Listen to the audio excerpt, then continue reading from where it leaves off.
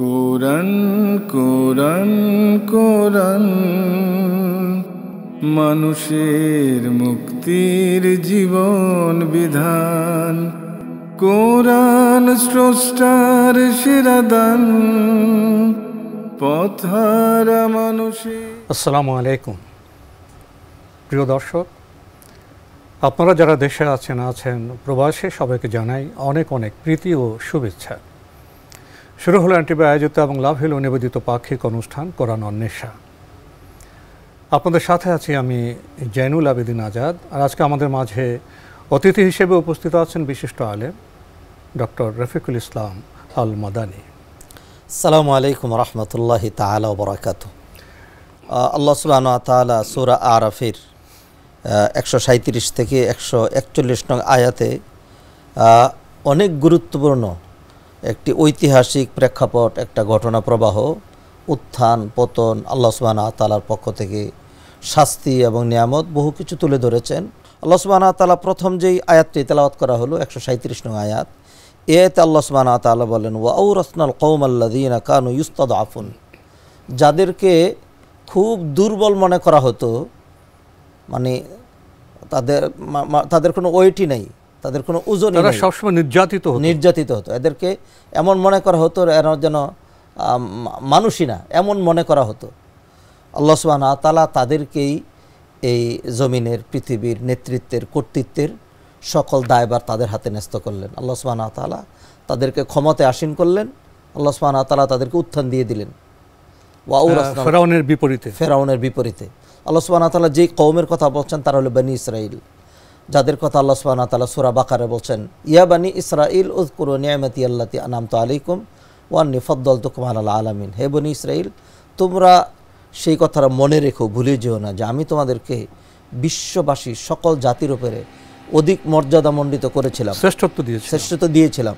সেটি যেন তোমরা হারিয়ে না ফেলো, আল্লাহ সেটি স্মরণ করিয়ে দিলেন। আল্লাহ সুবহানাহু ওয়া তাআলা যেই, এটা কিন্তু বর্তমানে নয়, 3,500 বছর আগের কথা। কোনো জাতির যত বেশি উত্থান হবে, সেইখান থেকে যদি পতন হয় ততই কিন্তু বেশি ক্ষতি হবে তার। যেমন ধরুন, কোনো ব্যক্তি যদি মানে একটা ফুটপাত থেকে পড়ে যায়, তেমন কিছুই হবে না।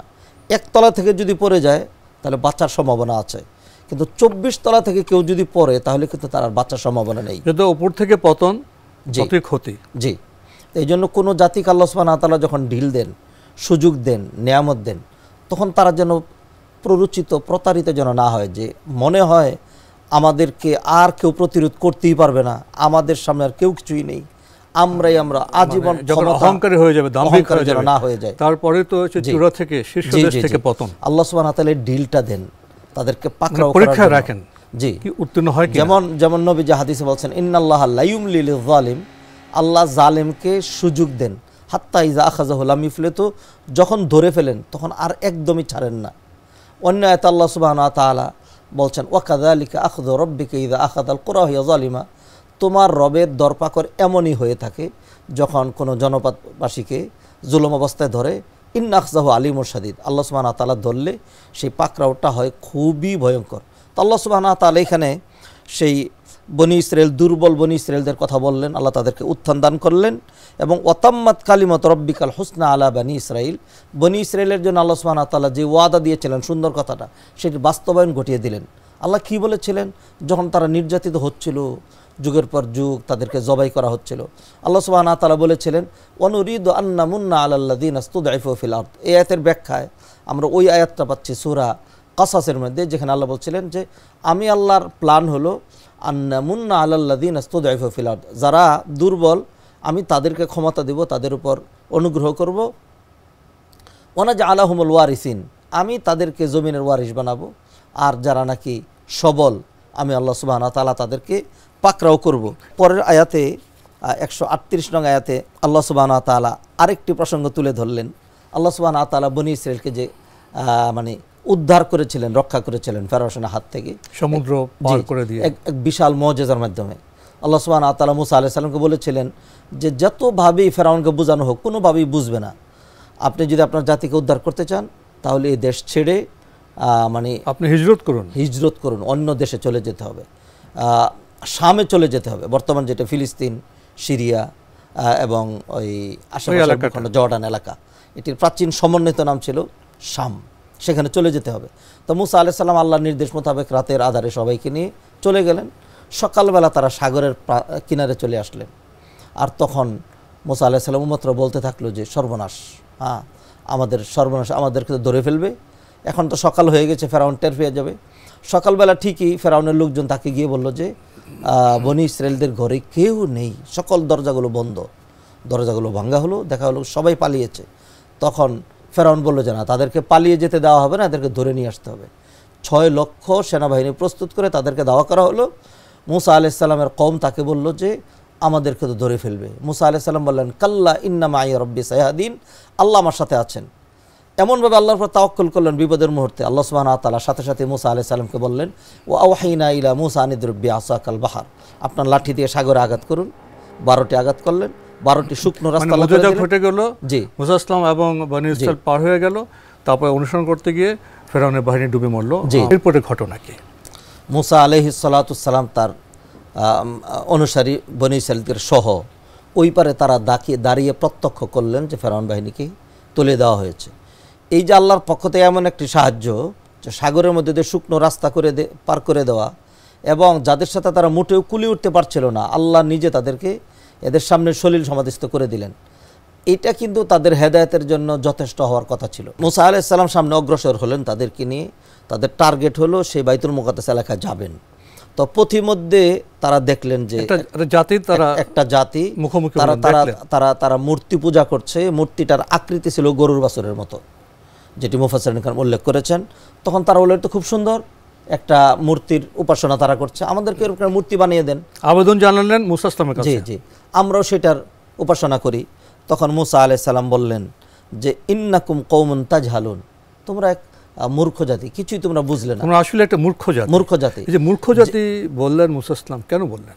কারণ হলো যে আল্লাহ সুবহানাহু ওয়া তাআলা তোমাদেরকে সাগরের মধ্যে দিয়ে পার করলেন, পরিত্রাণ করলেন, জি, তোমাদের সাহায্য করলেন, তোমাদের মানে উপরে যারা জুলুম করত সেই বাহিনীকে সলিল সমাধিস্থ করলেন। তোমাদেরকে আল্লাহ সুবহানাহু ওয়া তাআলা মর্যাদার আসনে ধীরে ধীরে তোমাদেরকে মর্যাদার চরম শিখরে পৌঁছে দিচ্ছেন। সেইখানে সেই আল্লাহকে বাদ দিয়ে তার তাওহীদ বুঝলে না, তার ক্ষমতা বুঝলে না। মানে যে আল্লাহ তোমাকে সাহায্য করলেন, তোমার কৃতজ্ঞ না হয়ে সে আল্লাহকে ভুলে তোমরা তাগুতের অন্য জায়গায় চলে যেতে চাচ্ছ।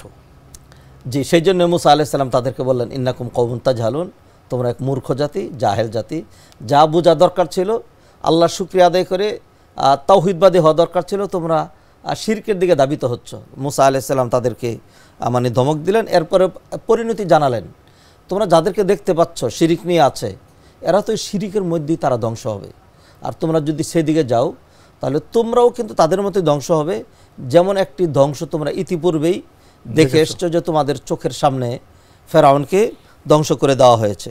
মুসা আলাইহিস সালাম তাদেরকে বললেন ইন্না হাউলাই মুতাব্বারুম মা হুম ফিহি, যেই অবস্থায় আছে এখানেই তাদের ধ্বংস অনিবার্য। ওয়াবাতিলুম মা কানু ইয়ামালুন, আর তারা যা করছে এটা হলো বাতিল, বাংলায় আমরা বাতিল বলি, মানে এটা অযৌক্তিক, এটা গ্রহণযোগ্য নয়, এমন কাজ তারা করছে। অতএব তোমাদের জন্য কখনোই সমচ্ছিন্ন নয় যে তোমরা এই ধরনের অযৌক্তিক অগ্রহণযোগ্য এমন কাজ করবে।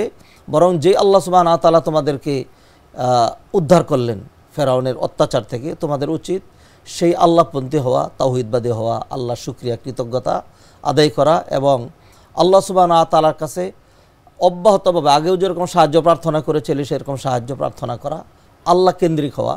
নতুবা তোমাদেরও পরিণতি কিন্তু আল্লাহ সুবহানাহু ওয়া তাআলা ওই জালেমদের মতোই সেরকম করে দিবেন, এবং তারা যেরকম ধ্বংস হবে এই মূর্তি পূজারী জাতি, তোমাদের জন্য ধ্বংস কিন্তু অনিবার্য। তখন মুসা আলাইহিস সালাম তাদেরকে আরও বললেন আগাইরাল্লাহি আবগীকুম ইলাহান ওয়া হুয়া ফাদ্দালাকুম আলাল আলামিন, এটা কি করে হতে পারে যে আল্লাহ সুবহানাহু ওয়া তাআলা তোমাদেরকে বিশ্বের সকল জাতির উপরে মর্যাদা দিলেন। একটা নিদর্শন তোমরা দেখেছ, সাগরের মধ্যে দিয়ে আল্লাহ তোমাদেরকে শুকনো রাস্তা করে উদ্ধার করলেন, মেঘমালা দিয়ে ছায়া দিলেন, পাথরের মধ্যে থেকে পানি বের করে তোমাদেরকে পানি সাপ্লাই দিলেন, তোমাদেরকে কাজকর্ম ছাড়া মান্না সালওয়া নাজিল করে তোমাদেরকে রিজিক দিলেন, তোমাদের মধ্য থেকে লক্ষ লক্ষ নবী তিনি প্রেরণ করলেন, এত মর্যাদা দিলেন। সেই আল্লাহকে বাদ দিয়ে জড় পদার্থকে রব হিসাবে আমি গ্রহণ করব তোমাদের জন্য, আমি কি সেটা তোমাদের জন্য অ্যাপ্লাই করতে পারি?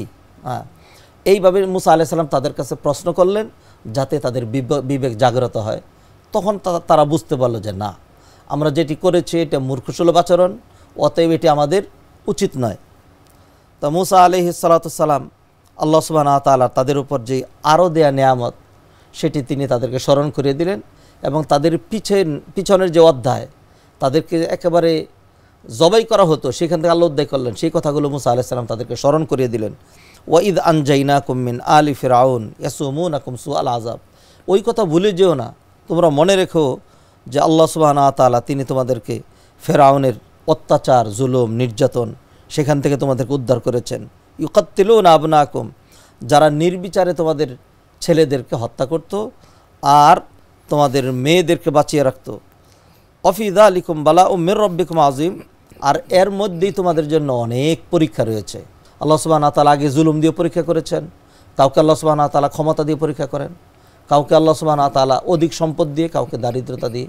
আবার এইখানে তাদেরকে পরীক্ষার সম্মুখীন করেছেন এক মূর্তি পূজারী জাতির যেই কর্ম সেটি দেখিয়ে। এখান থেকে তাদের শিক্ষা নিতে হবে যে না, এটা তাওহীদবাদী জাতির কাজ হতে পারে না, যারা মুশরিক, যারা আল্লাহকে চিনে না, এটি হলো তাদের কাজ।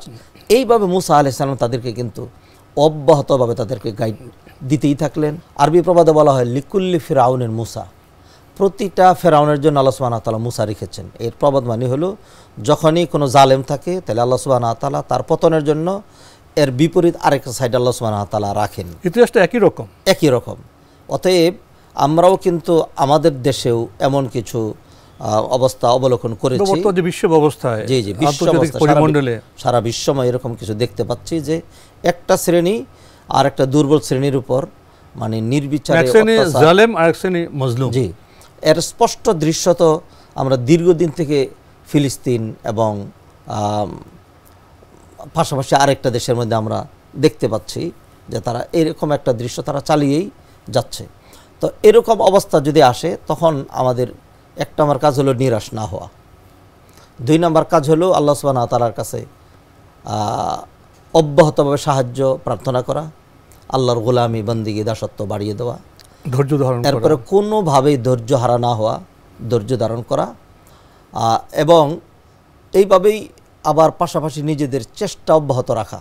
মুসা আলাইহিস সালাম কিন্তু তার জাতিকে নিয়ে সেখানে বসে থাকেননি যে আল্লাহ পক্ষ থেকে যা হয় তাই করবেন, তিনি চেষ্টা করেছেন, তাদেরকে নিয়ে সাগর পারে চলে গিয়েছেন। এরপরে তিনি উদ্ধারের জন্য আরও চেষ্টা করে আল্লাহর কাছে দোয়া করেছেন, আল্লাহকে ডেকেছেন, আল্লাহ সুবহানাহু ওয়া তাআলা উদ্ধার করেছেন।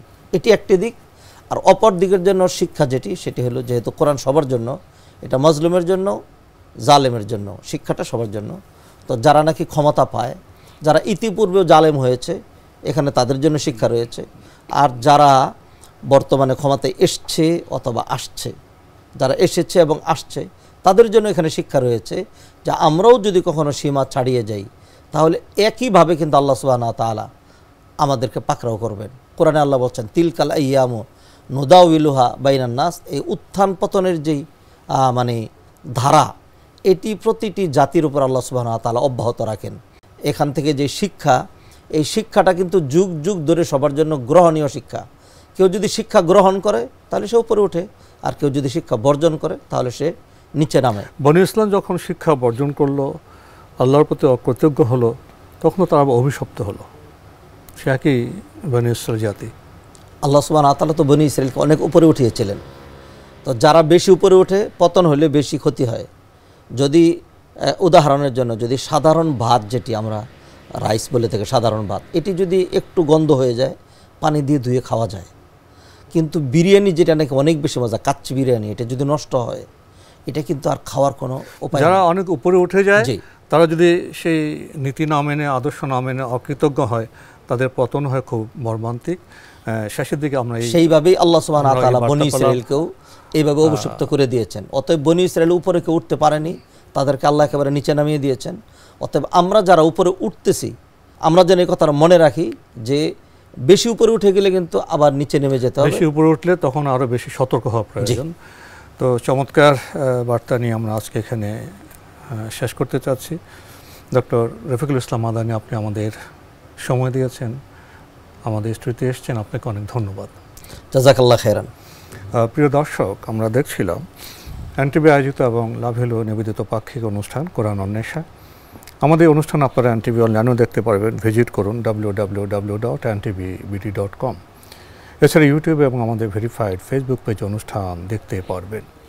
আজকে আমরা সূরা আল আরাফের 137 থেকে 141 এই 5টি আয়াতের চমৎকার তেলাওয়াত শুনেছি, তরজমা শুনেছি এবং শায়েখ থেকে সংক্ষিপ্ত ব্যাখ্যা জেনেছি।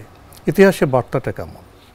ইতিহাসের বার্তা হলো মজলুম চিরদিন মজলুম থাকবেন না, যারা জালেম তাদের পতন হবে, মুসলিম আবার উত্থিত হবে, মর্যাদা পাবে, শ্রেষ্ঠত্ব পাবে।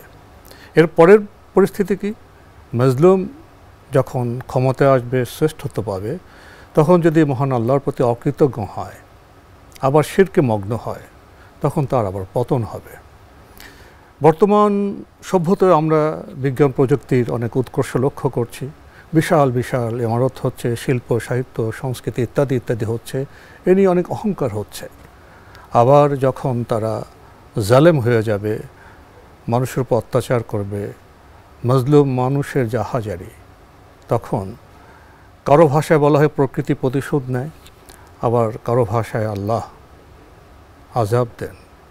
অতীতে আমরা সেই দৃশ্য দেখেছি, বর্তমান যুগেও আমরা সেই দৃশ্য নানাভাবে অবলোকন করছি।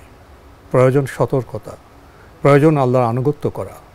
এই বার্তা নিয়ে আজকে অনুষ্ঠান এখানে শেষ করছি। মহান আল্লাহ আমাদের সবাইকে নিরাপদে রাখুন, রাখুন শান্তিতে। আসসালামু আলাইকুম। পথহারা মানুষের বন্ধু কোরআন,